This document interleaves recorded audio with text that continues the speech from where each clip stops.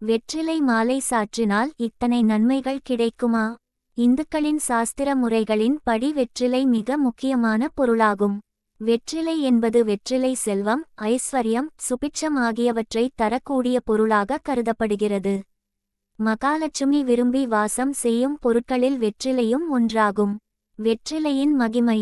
வெற்றிலை என்பது இந்துக்களின் வழிபாட்டு முறையில் மிக முக்கியமான மங்கள பொருளாகும். சுப நிகழ்ச்சிகள் மட்டுமின்றி அசுப நிகழ்ச்சிகளிலும் கூட வெற்றிலை பாக்கு சேர்ந்த தாம்பூலம் கொடுக்கும் வழக்கம் உள்ளது.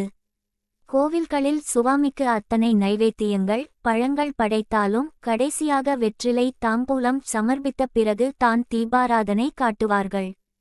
தடபுடலாக விருந்திற்கு பிறகு வெற்றிலை பாக்கு போட்டால் மனம் மகிழ்ச்சி அடையும் என்பது ஐதீகம். அதனால் சுவாமியின் மனம் மகிழ வேண்டும் என்பதற்காக கடைசியாக தாம்பூலம் சமர்ப்பிக்கும் வழக்கம் உள்ளது.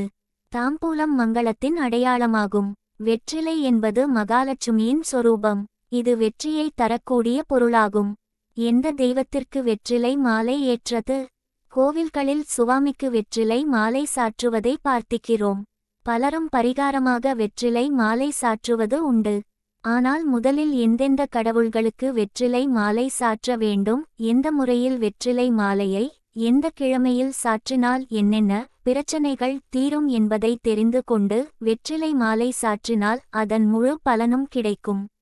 முழு முதற் கடவுளான விநாயகருக்கு வெற்றிலை மாலை சாற்றலாம். அதற்கு பிறகு அனுமானுக்கு வெற்றிலை மாலை சாற்றலாம். வேறு எந்த தெய்வத்திற்கும் வெற்றிலை மாலை சாற்றக்கூடாது. மாறாக வெற்றிலை பாக்கு தாம்பூலமாக படைத்து வழிபடலாம். வெற்றிலை மாலை கட்டும் முறை. வெற்றிலை மாலை கட்டும் போது ஒற்றை படை எண்ணிக்கையிலேயே கட்ட வேண்டும். முதலில் 2 வெற்றிலைகளை எடுத்துக் கொள்ள வேண்டும். அவற்றின் காம்பு பகுதியை கிள்ளி விட்டு வெற்றிலையின் நடுவில் பாக்கு வைத்து கட்ட வேண்டும். கொட்டை பாக்கு சுருள் பாக்காக இருந்தால் 2 என்ற எண்ணிக்கையில் வைக்க வேண்டும். அது கிடைக்கவில்லை என்றால் பாக்கு தூள் அல்லது சீவல் சிறிதளவு வைத்து மடித்து அவற்றை மாலையாக தொடுக்க வேண்டும். வெறும் வெற்றிலையாகவோ அல்லது ஒரு வெற்றிலையை வைத்தோ மாலை கட்டி போடக்கூடாது. எந்தெந்த பிரச்சனை தீர வெற்றிலை மாலை மாற்றலாம்? நட்சத்திரக்குறி வீட்டில் குழந்தைகள் சரியாக படிக்கவில்லை. படிப்பில் தடுமாற்றம் உள்ளது. ஞாபக மறதி அதிகமாக உள்ளது. படிப்பதை மறந்து விடுகிறான். படிப்பில் கவனம் இருப்பது கிடையாது என சொல்பவர்கள் 9 என்ற எண்ணிக்கையில் வெற்றிலை கட்டுகள் வைத்து மாலை கட்டி விநாயகர் அல்லது அனுமானுக்கு சாற்ற வேண்டும். நட்சத்திரக்குறி மகன் எந்த வேளையிலும் நிரந்தரமாக இருப்பதில்லை. குடும்பத்தில் ஏகப்பட்ட குழப்பங்கள், சண்டைகள், கோவிலுக்கு செல்ல முடியவில்லை, பூஜை செய்ய முடியவில்லை, மனதில் சஞ்சலமாக உள்ளது என்றால் 11 வெற்றிலையை மாலையாக கட்டி சுவாமிக்கு சாற்ற வேண்டும்.